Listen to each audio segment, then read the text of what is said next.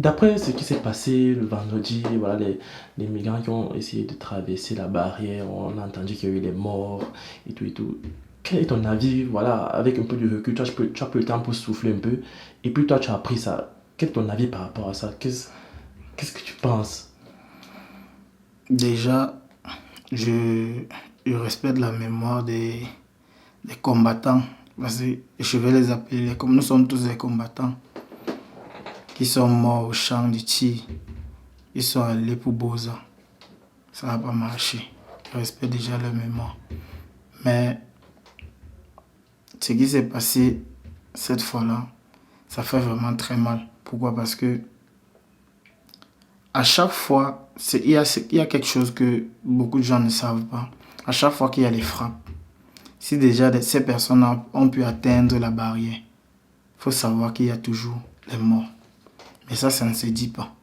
Il y a toujours les morts parce que quand c'est une frappe et que c'est organisé peut-être au niveau des forêts, c'est beaucoup de personnes qui y vont et puis après, quand il faut, comme je vous ai expliqué, même par exemple au Tanger, il faut descendre le petit village. Et la descente là, ce n'est pas comme si tu marchais. C'est en course. Ça veut dire que c'est sauve qui peut à ce moment-là. Il faut déjà atteindre la barrière. Imagine-toi s'il y a plein de personnes, il y en a qui vont marcher sur les autres. Et sans compter qu'il y a les forces auxiliaires aussi là, qui sont en train de vous empêcher. C'est-à-dire, c'est genre, ils t'effrayent. Si le goudin est passé, il t'a frappé, tu tombes. Voilà comment il peut se saisir de toi. S'il n'a pas pu te faire tomber et que tu as toujours poursuivi et que tu es arrivé sur la barrière et que tu as eu la chance de grimper rapidement, traverser, ça, c'est la chance.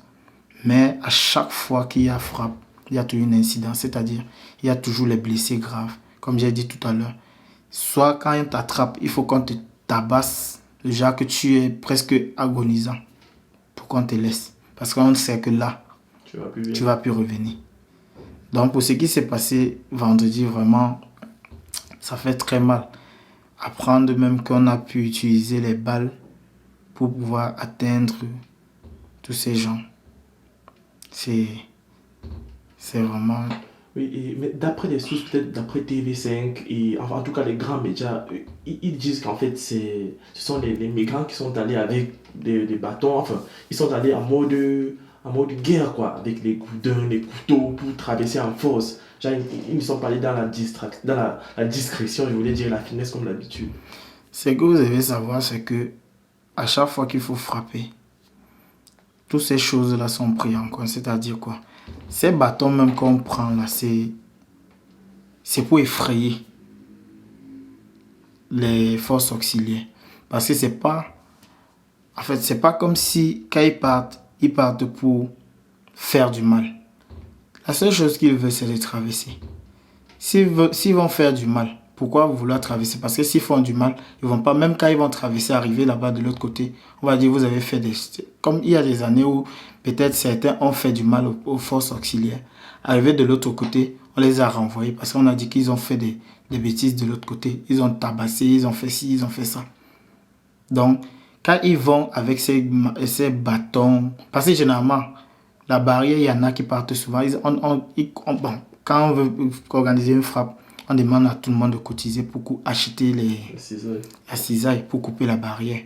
Ça, c'est des choses qu'on protège. C'est-à-dire quoi? Si on va en groupe, en masse, ceux qui ont les cisailles pour couper là, on les protège. C'est pourquoi on prend les bâtons. Les bâtons, c'est genre, quand une force, on peut lever comme ça, genre pour qu'il esquive et que les gens puissent atteindre la barrière. C'est pas exactement pour aller faire la guerre. Si c'était pour faire la guerre, pourquoi venir traverser? C'est pas pour faire la guerre. Moi, je pense que les gens grammatisent seulement sur ce point-là parce que tous ceux qui sont dans les forêts, là, tout ce qu'ils ont envie, tout ce qu'ils veulent, c'est de traverser. Et quand ils veulent traverser comme ça, ils se mettent dans les conditions de ceux-là qui vont tout faire pour pouvoir. C'est pas pour dire qu'ils partent tuer, ils partent pas tuer. Ils ne tuent pas. Parce que moi-même, je pense que la fois où nous sommes partis, on a fait une semaine en forêt, on avait une cisaille. Et ce qu'on s'était dit, c'était quoi? C'est que pendant que d'autres sont en train de distraire les forces auxiliaires, d'autres vont se converger pour aller couper. Pour que la grande majorité des gens puissent traverser. Voilà comment on s'organise. Bonjour les amis, j'espère que vous allez bien. En fait, dans cette vidéo, j'ai fait appel à un ami, un frère qui a voulu bien témoigner exactement de son parcours en tant que migrant clandestin depuis le Cameroun jusqu'au Maroc où il vit actuellement. Et donc, dans cette vidéo, voilà, je vous laisse partager son expérience et puis dans les commentaires, dites-moi ce que vous en pensez de son parcours. Voilà, laissez au maximum de likes, des encouragements, il va lire. Et les amis, on se retrouve juste après pour commenter tout ça. Bonsoir bro, c'est comment? Ça va, frère, et toi? Je vais bien, je vais bien. Et à Marrakech, c'est comment ça va? On est là, on est venu après le refoulement et tout, et puis nous sommes là. Marrakech, ça va. Et sinon, moi j'ai une question à te poser d'entame de jeu. C'est-à-dire que, pourquoi tu as quitté le pays? Frère, je vais pas te mentir, hein. Au pays, ça n'allait pas. Ça n'allait pas, pourquoi? Parce que c'était pas. On a rêvé d'avoir quelque chose dans la vie après avoir fait des longues études. Mais vu les circonstances du pays, on n'a pas pu. Voilà d'où vient l'idée de l'aventure. Et l'idée de l'aventure, c'est pas comme si c'est du jour au lendemain. C'est des choses qui ont été peut-être stimulées par des amis et tout. Voilà pourquoi aujourd'hui, je suis quitté de mon pays pour me retrouver en aventure. Voilà, et est-ce que tu as essayé de faire des trucs, ça n'a pas marché? Ou alors, tu n'as même pas eu l'occasion justement d'essayer des trucs au pays? Je vais déjà te dire que je suis scolarisé, c'est-à-dire que je suis quelqu'un qui a un niveau intellectuel. Je suis un ingénieur de travaux. Mais avec les difficultés du pays, j'ai pas vraiment pu trouver une place au niveau du boulot. Parce que j'ai fait des stages, que ce soit professionnel, que ce soit hors études, mais ça n'a abouti à rien. C'est resté idem. Donc voilà, les raisons qui m'ont poussé aussi à quitter le pays vu la dureté des choses. Et sinon, depuis combien de temps tu es parti du pays? Aujourd'hui, ça fait 4 ans que je suis hors de mon pays. Est-ce que tu peux un peu nous raconter, voilà, ton parcours depuis que tu as quitté jusqu'ici? Comment ça s'est passé? Le désert, tout ce qu'on entend souvent. Comment ça s'est passé en fait? C'est très difficile, hein.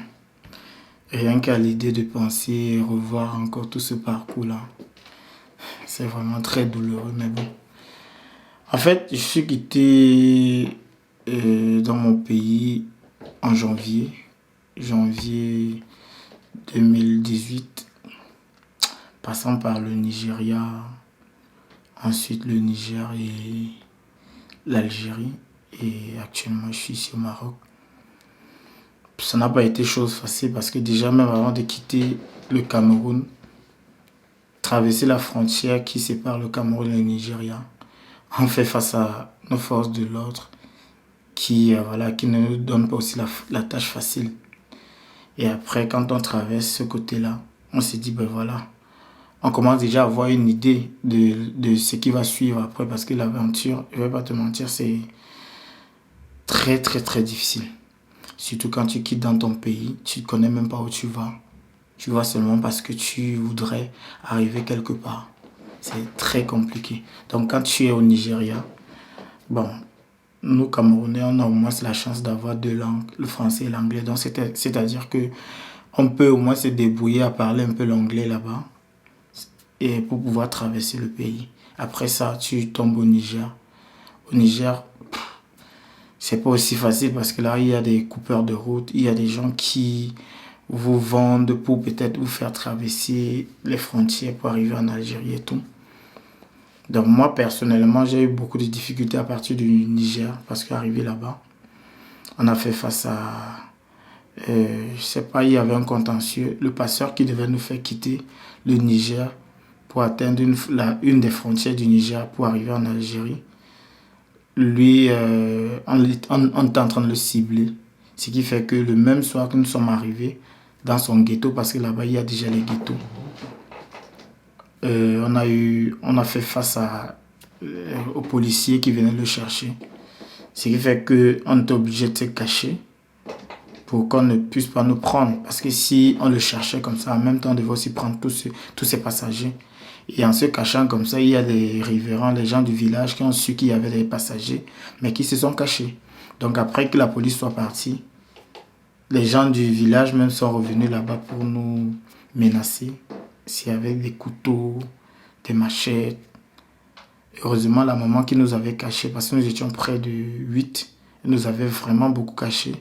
Heureusement, elle a eu vraiment le courage là de nous défendre, c'est-à-dire elle n'a pas accepté que les gens là nous fassent du mal. Donc on a pu traverser cette étape-là. Le lendemain, très tôt le matin, nous sommes allés à la gare où on a pris le bus pour avancer un tout petit peu. Mais après, c'était aussi un autre schéma pour arriver dans la dite frontière qui sépare le... En fait, avant la traversée du désert. Donc après, il fallait maintenant faire des convois pour pouvoir traverser le désert. Et traverser le désert, c'est où vraiment l'aventure commence à être vraiment, vraiment, vraiment meurtrière, même s'il faut dire ça comme ça. Parce que vous êtes dans des pick-up, on vous charge dans les pick-up, derrière les pick-up. Vous êtes même 20, 25, 30. Vous vous asseyez, les jambes sont entreposées parce qu'il faudrait qu'il y ait l'espace pour que les 25 personnes, 30 personnes puissent entrer. Suffit, voilà. On vous fait boire de l'eau dans les bidons de carburant parce que là, il ne faudrait pas qu'il y ait quelque chose qui puisse prendre la place au détriment des personnes, quoi. Donc, on est obligé de mettre de l'eau dans les bidons de carburant si jamais on arrive à avoir soif dans le désert parce que c'est la traversée.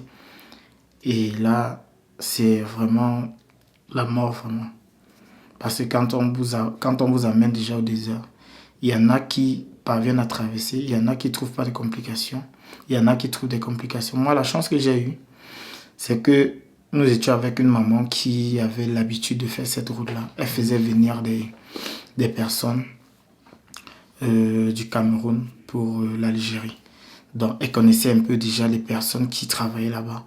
Ce qui fait que elle nous a vraiment aidés dans le sens où, en fait, parce que étant à la gare, il fallait voir des personnes qui vont nous faire traverser. Il y a plusieurs personnes qui nous proposent la traversée, mais elle nous a aidés à trouver la bonne personne. Donc nous sommes arrivés, nous sommes partis. Nous étions près de 27 comme ça. Arrivés dans le désert même. Parce que les gens qui nous conduisent, c'est des Touaregs. C'est des gens qui n'ont pas de cœur.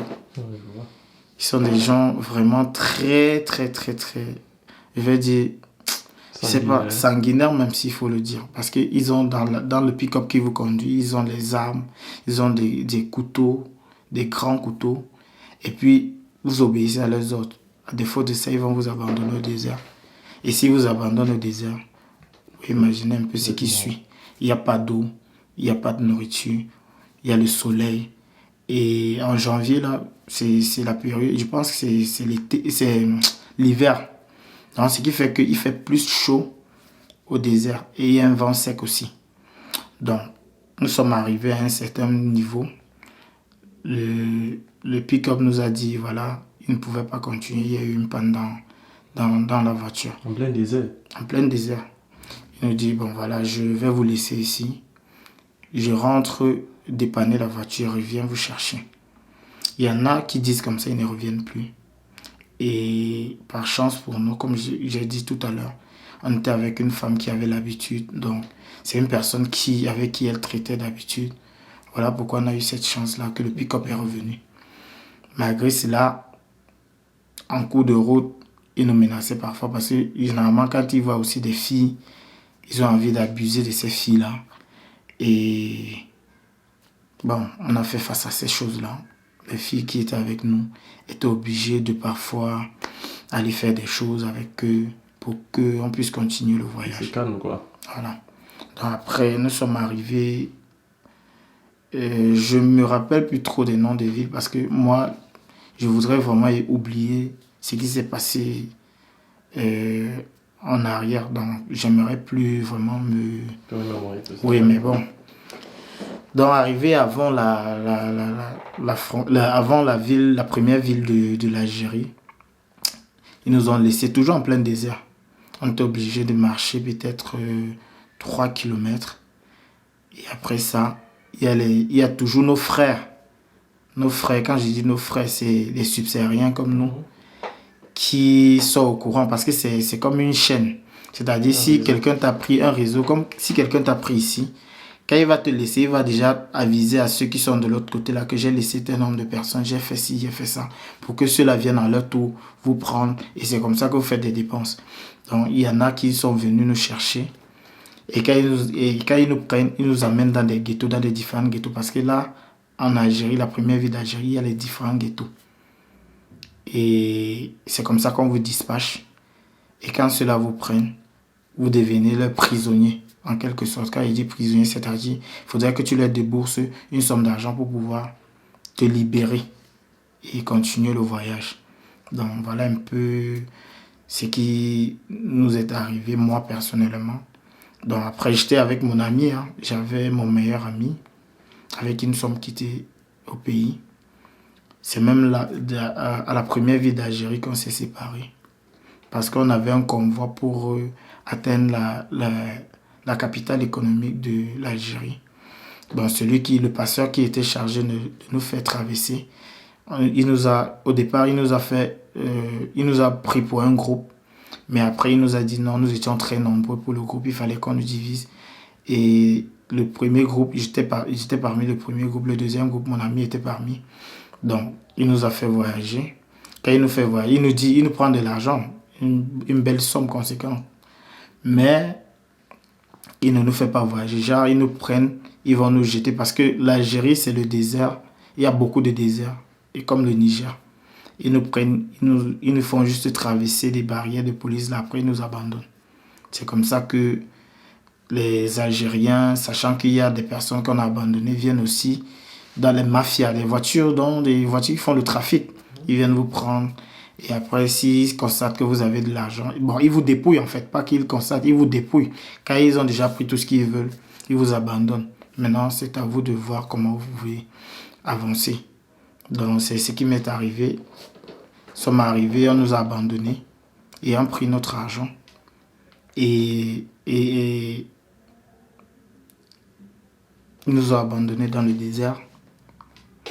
Et l'affaire qu'on disait souvent, voilà, on a, comment on dit ça, pris des subsahariens comme des esclaves en Algérie, là.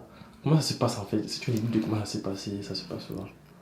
Nous sommes des prisonniers en fait, pas des esclaves. Bon, esclaves, c'est trop dit. Esclaves, c'est peut-être les Algériens qui peuvent appeler les subsahariens les esclaves. Mais nos frères même subsahariens, ils nous prennent pour des prisonniers.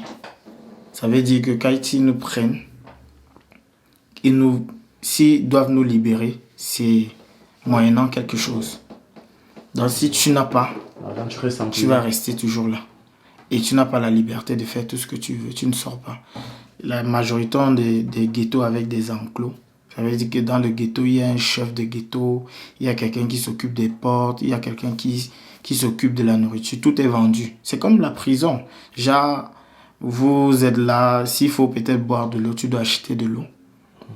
Et l'eau là, c'est l'eau que des camions citernes viennent livrer. C'est même pas de l'eau potable. C'est pas l'eau qu'on vend dans les épiceries et tout, non. C'est l'eau, voilà, tu dois acheter. S'il faut manger, tu dois acheter à manger parce qu'il y a une personne qui est là pour faire manger et vendre. Donc tu n'es pas libre de tes mouvements. Tu fais seulement selon les conditions du ghetto. Et est-ce que tu as essayé par exemple d'aller en Europe à partir de l'Algérie? Ou bien le chemin est déjà tracé, genre après l'Algérie, le Maroc? C'est vrai qu'avant de quitter le pays, mon ami et moi, on avait plusieurs schémas. Il y avait la Libye, Libye qui est frontalière avec l'Algérie. Il y avait le Maroc. Donc, nous, on s'était juré de ne pas passer par la Libye parce qu'en ce moment, la Libye était vraiment très, très, très dangereuse. Donc, ce qui fait qu'on s'était dit, si ce n'est pas le Maroc, il n'y a pas autre issue. Donc,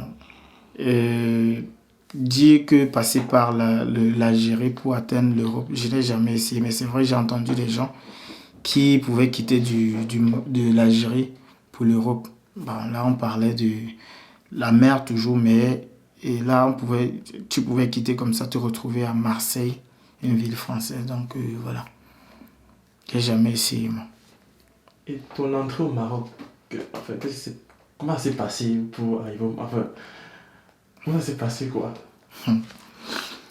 Mon frère, c'est les combattants, c'est le parcours du combattant. Parcours du combattant, pourquoi? Parce que dès lors même que tu es en Algérie, pour atteindre le Maroc, c'est vraiment, vraiment, vraiment très compliqué. Moi, personnellement, quand j'ai pu marcher, je vais revenir un peu sur le désert de l'Algérie, comment on nous a abandonnés. Quand on nous a abandonnés, je pense qu'on a fait presque 260 km à pied, hein, Wow. pour atteindre une ville de l'Algérie qu'on appelle Insala. Et de là même, je suis tombé malade parce que j'étais presque mourant. Sans manger, j'ai fait 2 semaines et quelques jours. On marchait, sans manger, sans boire. Il y a peut-être des gens qui passaient dans les voitures, qui nous lançaient de l'eau ou bien qui nous lançaient du pain rassis. Et c'est avec ça, nous étions 4 en fait. On a marché 260 km pour atteindre là-bas. Quand je suis arrivé là-bas, je suis tombé malade. J'ai fait 3 jours à l'hôpital interné. Ce qui était même marrant dans ça, c'est que, étant même à l'hôpital, les Algériens qui sont là-bas dans cette ville-là, c'est les Noirs. Mais dès lors que je suis arrivé là, quand on devait m'interner, il y avait peut-être 2 malades ou 3 malades là dans la salle. Ils étaient obligés de changer de salle parce qu'ils ne voulaient pas se mélanger aux subsahariens. Donc j'étais seul dans ma salle. J'ai fait 3 jours. Après, bon, Dieu a fait grâce, je me suis rétabli. C'est où j'ai continué le voyage jusqu'à la capitale économique, Oran. Mais maintenant, à Oran, arrivé là-bas, il y a des guides, toujours nous les subsahariens, qui faisons le travail des guides. C'est-à-dire, ils te prennent, ils te font traverser la frontière de l'Algérie pour le Maroc. Ouais. Moi, personnellement, j'ai dépensé pas moins de 250 € pour la traverser, mais j'ai jamais traversé parce que ces guides-là faisaient quoi? Ils vous prennent, ils arrivent à un certain niveau parce que les frontières sont vraiment très surveillées. Ils arrivent à un niveau. Dès qu'on vous témoignez, c'est quoi? Si peut-être que les Algériens ou les Marocains ont senti la présence des migrants là, ils viennent vous arrêter. Dès lors qu'on vous arrête, le passeur, lui, il disparaît. Les guides, voilà, on les appelle les guides, ils disparaissent. Donc j'ai dépensé comme ça pas moins de 250 €. Mais j'avais déjà des amis, au fur et à mesure qu'on fait la traversée, ça ne marche pas. On se remarque, parce que si une fois je suis parti avec toi, 2 fois je suis parti avec l'autre, voilà comment on se constitue en petit groupe. Et une fois on s'est décidé, on était peut-être, nous étions 4, oui. On s'est décidé comme ça qu'on ne va pas payer des guides. Nous-mêmes ayant déjà fait plusieurs frontières de l'Algérie, le Maroc, on va nous-mêmes voir comment faire pour traverser. On a fait 4 jours. On a traversé déjà la barrière, le côté algérien. Parce que pour traverser le côté algérien, il y a un grand fossé en fait. Toutes les frontières, en fait, tous les contours de la frontière algérienne pour le Maroc, il y a un grand fossé. Le fossé là, ça peut être même 10 mètres de profondeur et peut-être même 5 mètres ou 6 mètres de large. Il faut traverser déjà ça pour tomber à la zone internationale. La zone internationale, c'est quoi? C'est la zone qui est entre les 2 frontières. Donc, dès que tu as traversé, tu as la zone internationale, il faudrait encore traverser la frontière maintenant marocaine. Donc, on a traversé ça le premier jour. On est allé de l'autre côté, la frontière du Maroc, parce que c'est les barbelés, c'est les grillages. On a fait 4 jours sous ces grillages-là pour espérer détacher et entrer. Donc, ayant fait les 4 jours-là, il n'y avait pas d'eau ni de nourriture. Une bonne journée comme ça, à partir de 15 h, on a pu détacher les grilles. Comme nous étions 4, la 4e personne est rentrée qui ne pouvait plus. Mais nous, les autres 3, nous sommes entrés par là. On a marché.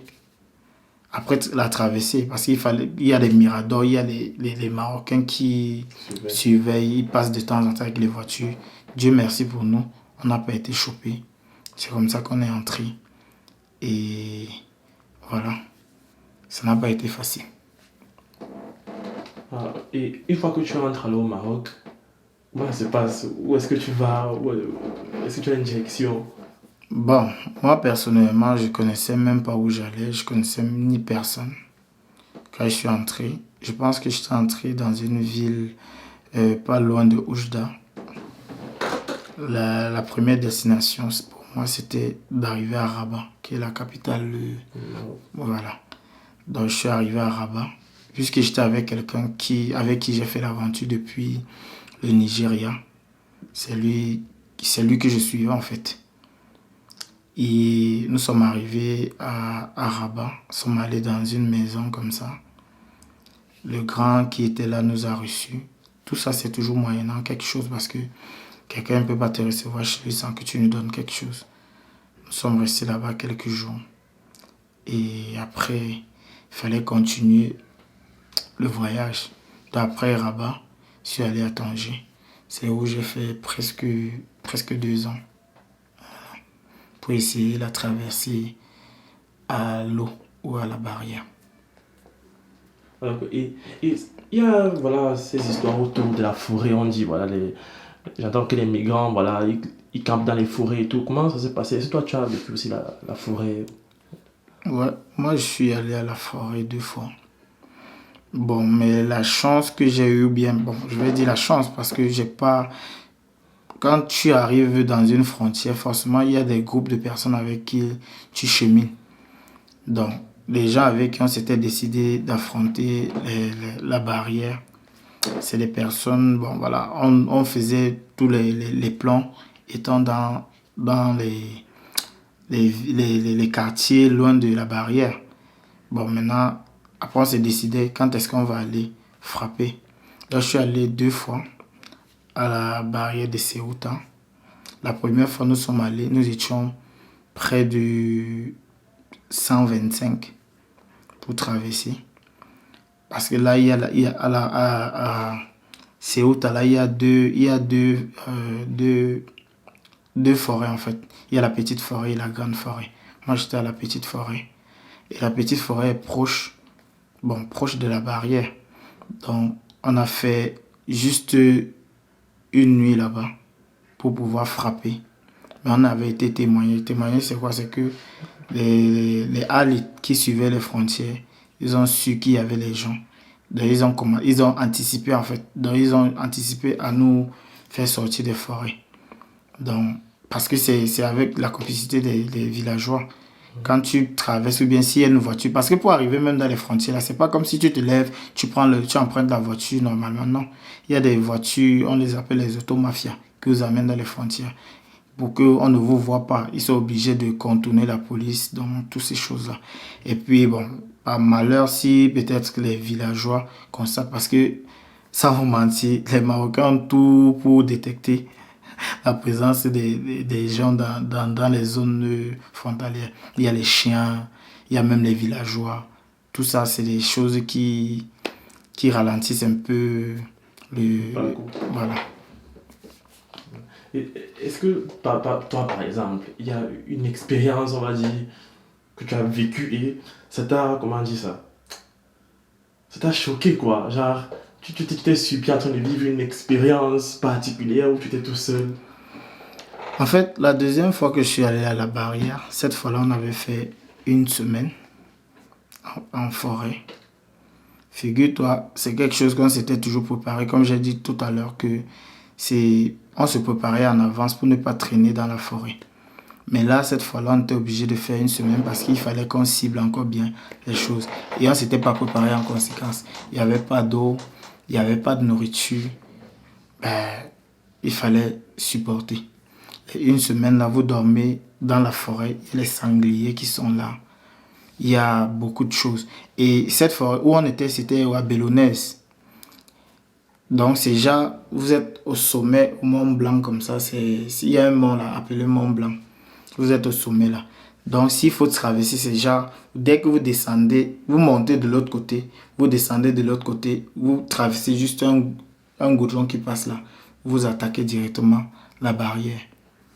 Donc, on a fait une semaine sans manger, sans boire. Au moment où on voulait frapper, c'était une nuit. Je ne sais pas ce qui s'est passé, mais je pense qu'il y a eu quand même des personnes qui nous ont trahis, peut-être dans le même groupe où on était. Parce qu'après, il y en a qui ne supportaient pas, qui rentraient. Donc, quand nous sommes arrivés au moment où il fallait frapper, il fallait juste qu'on descende le petit village et qu'on traverse la route pour être du côté de la barrière. La Guadia de l'autre côté a commencé à faire des mouvements.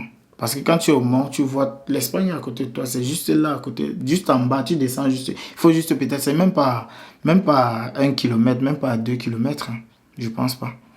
Tu traverses juste le petit village et tu fonces. Donc on nous a témoigné, comme j'ai dit, la Guadia a commencé les mouvements, les Marocains étaient déjà, les forces auxiliaires étaient déjà pleins. Et les villageois aussi étaient sortis. Parce que les villageois aussi, c'est des gens qui vous empêchent de traverser. Quand vous traversez là, ils vous lancent des pieds et tout. Donc ce qui fait qu'on on était pris dans l'embuscade ces jours-là, ayant fait une semaine dans la forêt. Ça, c'était un sacrifice pour moi parce que je savais que après ça, c'était le beau-temps. Mais dès lors qu'on nous a témoigné, il fallait, après toute la semaine sans manger, sans boire, la fatigue, il fallait retourner parce que c'est pas aussi facile de retourner quand tu n'as pas atteint ton objectif. Faire encore marche arrière. C'est comme si tu faisais la chose peut-être même 5 fois. C'était vraiment décevant de ma part et puis ça m'a fait très très mal.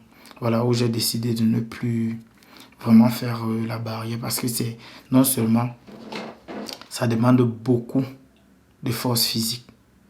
Parce que vous ne marchez pas au goudron, vous marchez, vous montez seulement des collines, vous descendez les trous, vous faites face aussi aux serpents, les animaux de brousse. Il y a beaucoup de choses en fait.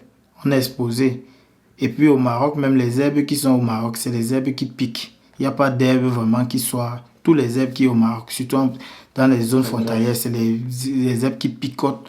Donc tu vas te retrouver, même parfois tu arrives chez toi, tu as des trucs qui te piquent partout, qui te pèsent partout, sans compter les poux, sans compter... Vraiment, c'est pas facile. Et donc ça veut dire que il y a deux moyens de traverser, soit la barrière, soit Soit l'eau. l'eau. Et c'est quoi le plus facile en fait? Rien n'est facile. Parce que partout, tu es face à ton destin. Tu es entre la vie ou la mort. Parce que dès lors que tu as, même la barrière, quand tu arrives à la barrière, si tu n'as pas atteint ton objectif, c'est-à-dire si tu n'as pas traversé la barrière, attends-toi à ce qu'on te casse la tête, qu'on te coupe le pied ou on t'enlève même l'œil. Parce que quand les gens, les forces auxiliaires vous attrapent, ils vous tapent franchement. Donc ils vous tapent le genre que vous n'allez plus revenir. C'est le genre que quand ils vont te taper comme ça, toi-même tu vas voir comme la manière qu'on t'a tapé. Tu ne vas plus jamais repartir. Ça. Et à l'eau aussi. C'est quoi? C'est les zodiacs qu'on prend. Les trucs gonflables là. Oui. Dans ça, quand vous êtes dans l'eau, il n'y a pas un abri dans l'eau. Ça veut dire que si quelque chose arrive, c'est la vie ou la mort. L'eau même, j'en ai fait plusieurs fois. Combien exactement? J'ai fait peut-être 7 à 8 fois l'eau. Ou des fois même, l'hélicoptère de la Croix-Rouge est venu même tourner au-dessus de nous. Mais ils ne nous ont pas pris. Parce qu'il se faisait taille. Et puis, on était avec une femme enceinte. Et les premières personnes à être proches de nous, c'était la marine marocaine. Parce que c'était entre la ville, le Zodiac était déjà rempli d'eau. On était en train de chavirer. Donc les premières personnes à nous porter secours, c'était la marine marocaine.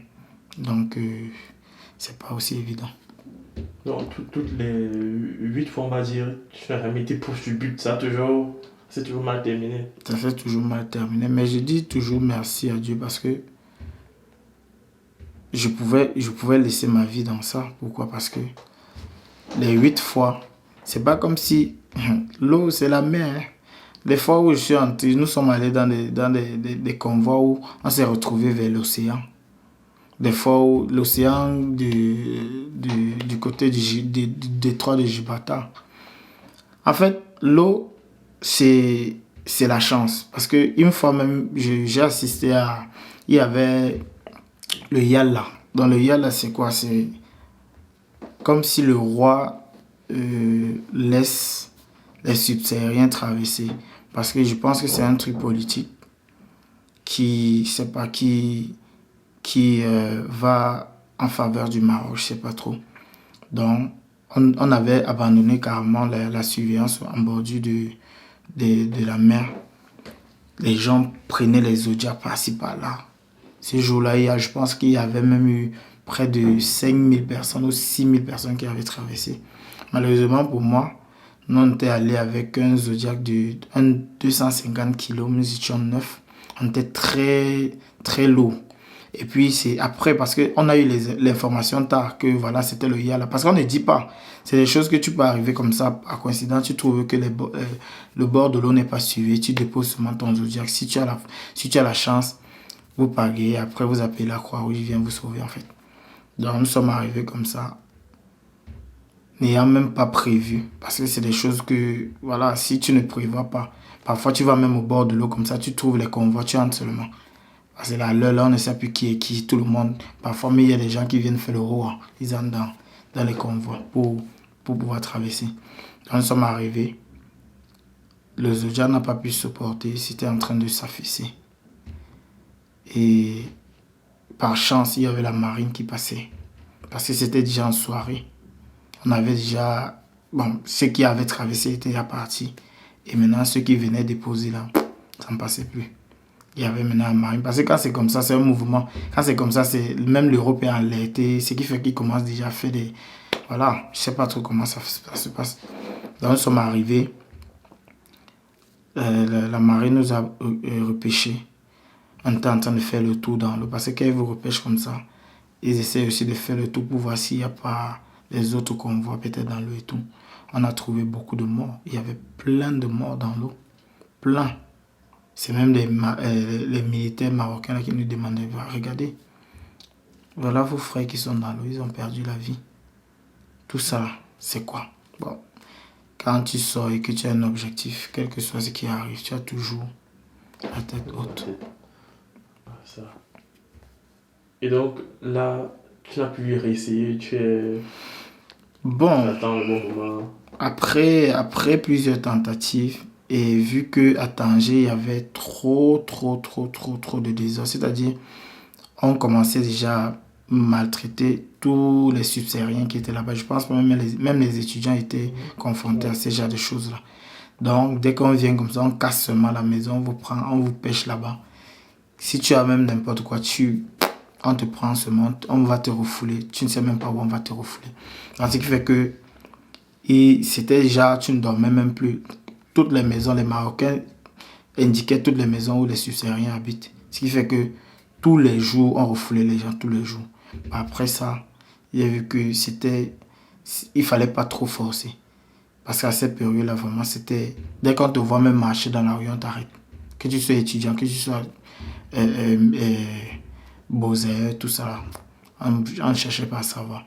C'est où j'ai pris la décision de me retirer un peu, le temps de souffler, avant de voir s'il fallait peut-être continuer ou pas. Ah, ok. Et si tu peux mettre voilà, un prix approximatif comme ça sur tout ce que tu as déjà eu à dépenser depuis que tu as quitté le pays jusqu'à présent, ça peut s'élever à combien en fait environ? En France CFA Oui, ou en en France, direct? Je ne saurais vraiment te dire, mais je pense que pour mes dépenses, il serait même à plus de 6 millions. 6 millions parce que plusieurs fois, à chaque fois que tu fais une tentative, c'est l'argent que tu débourses. C'est pas comme si tu allais gratuitement. Il m'arrivait même des fois d'acheter le matériel. Et le matériel, c'est pas du bonbon, c'est des choses coûteuses. Donc tu achètes le matériel, tu achètes le moteur. Il faut que voilà, tu te mets dans les conditions. À chaque fois que tu vas tenter, que ce soit même la barrière, que ce soit l'eau, il faut débourser toujours des sommes énormes. Et qu'est-ce que tu peux, toi, donner comme conseil voilà, aux jeunes qui, peut-être, voudraient se lancer dans l'aventure? Est-ce que tu les encourages? Est-ce que tu les mets en garde? Enfin, quel est ton avis par rapport à ça, à ceux qui sont restés au pays? Ce que moi j'ai toujours dit, même avec ceux que je parle avec de temps en temps, l'aventure n'est pas facile, mais c'est chacun qui sent sur lui. Parce que quand tu vas dire à quelqu'un que telle chose n'est pas facile, il va te dire, mais pourquoi tu es, ou bien pourquoi tu cherches à continuer, pourquoi il va te poser la même question. Moi, je pense que tout ça, c'est des choses qui, à la base, si on n'avait peut-être pas des personnes qui nous vendent le rêve, peut-être en Europe, et aussi nos politiques qui ne nous aident pas à pouvoir nous épargner, parce que un comme moi, c'est parce que je n'avais pas d'issue dans mon pays. S'il y avait une issue, je ne pense pas que j'aurais pensé même prendre la route un de ces jours. Après, je me suis dit, pourquoi pas essayer, vu comme ceux qui étaient déjà de l'autre côté me parlaient du bien de l'Europe. Donc, ils m'ont aussi stimulé quelque part. Mais, sans te mentir, je ne conseille pas aux gens.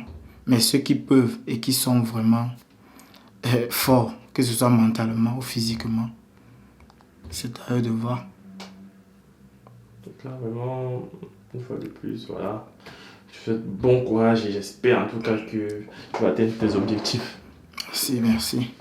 Chaka for you, frère. On est ensemble. Yes. Du coup, les amis, c'est la fin de cette histoire. J'espère qu'elle vous aura plu, j'espère qu'elle vous aura enseigné. Alors, comme vous le connaissez d'habitude, moi, je vous aime et on se retrouve la prochaine fois pour une nouvelle vidéo. Ciao.